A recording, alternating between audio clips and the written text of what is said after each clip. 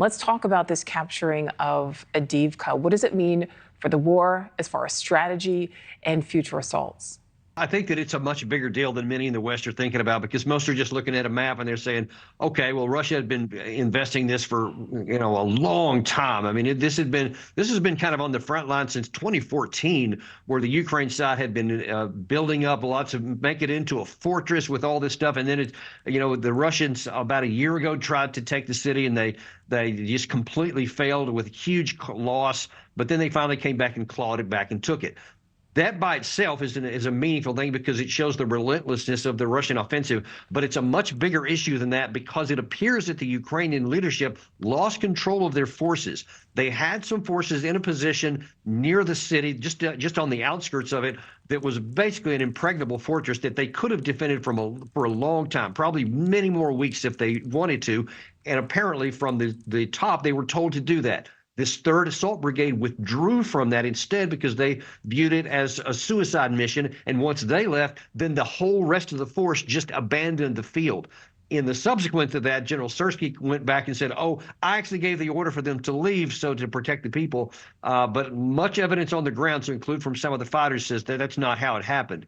What that implies is that the next phase is going to be even more difficult, because do the Ukrainian troops have confidence in their leadership? Are they going to continue to fight? And will the Russians push even harder now? And there's some evidence that they're going to. So this could be an opening round to a much bigger advance by the Russians. Well, let's talk about, what's happening on the ground. Will Russian forces be able to keep pushing on, or do you think at some point they will eventually run out of momentum?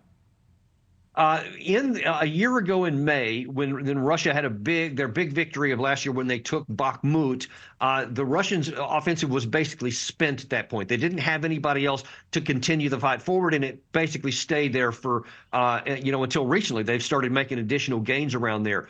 This time they appear to have learned from their lesson, and there's at least one force of about 40,000 gathering around the city of Mariupol, and then 110,000 at various points along that map you showed just a second ago. So it appears that Russia does have fresh forces to throw into any penetration if they make along any of the 5 major areas they're pushing right now. And you talked about Ukraine and the confidence in leadership. Will Ukraine be able to keep up its fight?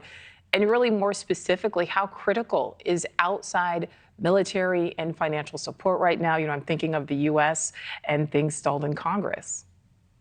Look, you have to look at things in context. So in the first 18 months, the United States and Western Europe gave over $200 billion to the Ukraine side.